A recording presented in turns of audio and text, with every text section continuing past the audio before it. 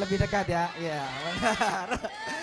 Mas Anies, tahun 2024 bukan hanya soal pilpres.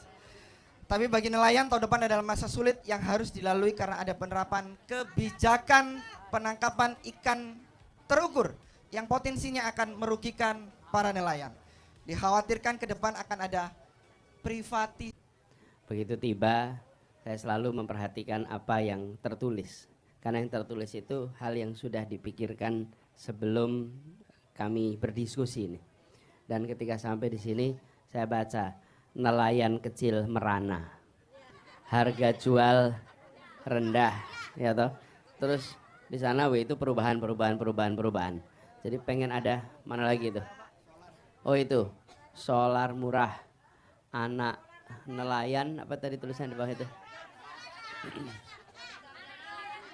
Ya, anak nelayan terlantar. Jadi Bapak sekalian, saya akan jawab ini ya, waktunya kan memang dibatasin. Yap. Saya jawab bahwa prinsip kami adalah menyusun kebijakan yang mengedepankan keadilan.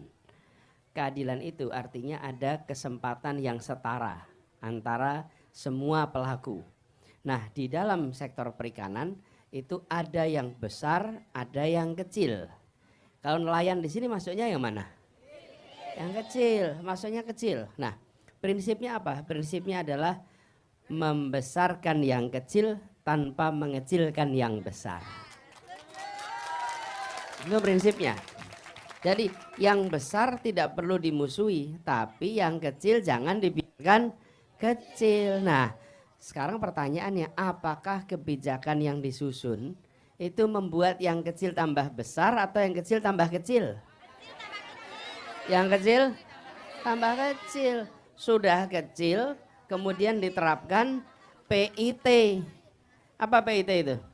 Penangkapan ikan terukur. Lah diukur tuh ukurnya siapa? Memang sudah ngobrol sama nelayan sebelum dibikin kebijakan itu? Belum. Kami tidak setuju dan kita akan mengubah kebijakan penangkapan ikan yang terukur. Nanti bagaimana disusunnya? Prinsipnya penyusunan seperti tadi. Membesarkan yang kecil tanpa mengecilkan yang besar. Jadi kita buat regulasi yang membuat agar nelayan-nelayan tradisional khususnya itu bisa melaut dengan mereka mendapatkan keuntungan yang cukup untuk bisa hidup dengan sejahtera. Jadi kami akan review ulang ini dan di dalam kita menyusun kami akan melibatkan nelayan. Tidak menyusun hanya pemerintah sendiri supaya kebijakannya sesuai dengan kondisi di lapangan. Sekarang kan ada batas ya sampai 12 apa? Mil. 12 langka, sholat makin sulit dan juga semakin semahal. Kita tahu Pak, nelayan kesulitan untuk dapat solar subsidi. Nah ini apakah Pak Anies juga akan mempersulit? Gimana ini Pak Anies? ya.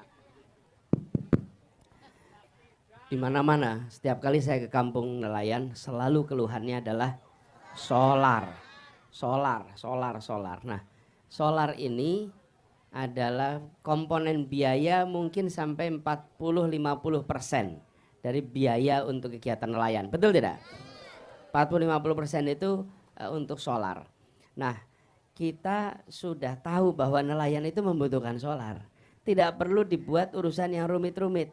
Toh nelayan ini memang ukurannya ukuran yang kecil mikro. Jadi kami melihat ke depan ini tidak perlu lagi buat surat rekomendasi, kemudian segala macam prosedur. Insya Allah kita buat aturan yang memudahkan. Toh dalam prakteknya memang nelayan ini aja kok. Betul tidak?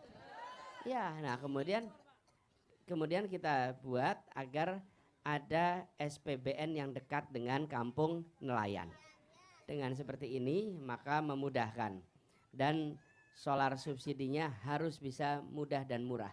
Tadi saya sampaikan di awal, prinsip kebijakannya adalah membesarkan yang kecil tanpa mengecilkan yang besar. Nah, kalau itu dipegang, maka ini bisa dikatakan, bilang seperti itu pada Pertamina, bilang seperti itu pada Kementerian Kelautan, bilang prinsip itu sehingga mereka semua menyusun kebijakan dengan prinsip yang berkeadilan. Jadi ke depan ini kita ingin akses solar subsidi untuk BBM melaut semudah subsidi BBM di daratan, gitu prinsipnya. Baik, pertanyaan yang ketiga Mas Anies. Ya, ini masih sama tadi yang beberapa suara-suara para nelayan yang disampaikan di antara kita ini, Mas Anies. Izin untuk nelayan melaut sekarang sulit dan berbelit. Gimana solusi Bapak? Ada berapa izin kalau mau melaut? Ada banyak.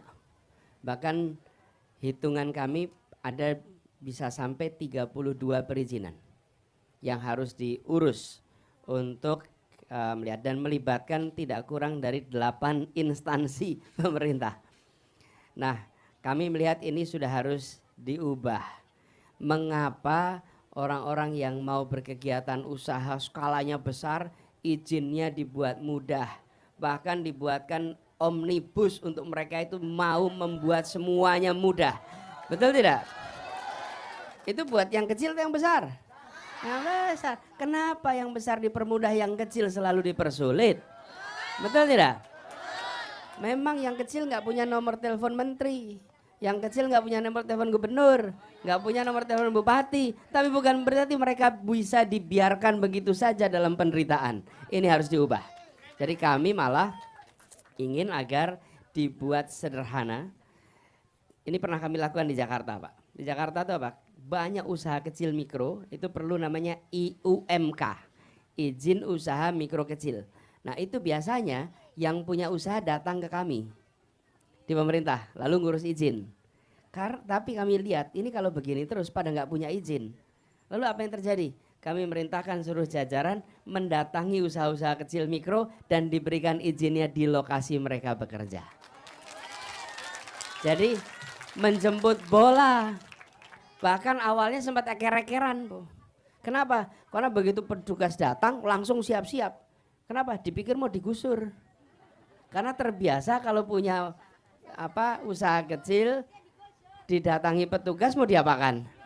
Digusur. Jadi ketika petugas datang mau ngasih izin itu malah ini bener apa gitu. Iya betul.